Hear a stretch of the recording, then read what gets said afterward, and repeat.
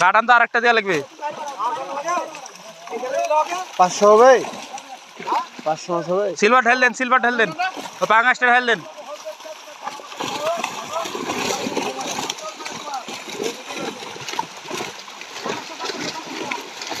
পাঙাশ রেখে পুকুর গাছ খেচ্ছে। ভালো পানি কাতল গুলো দিয়ে দেন।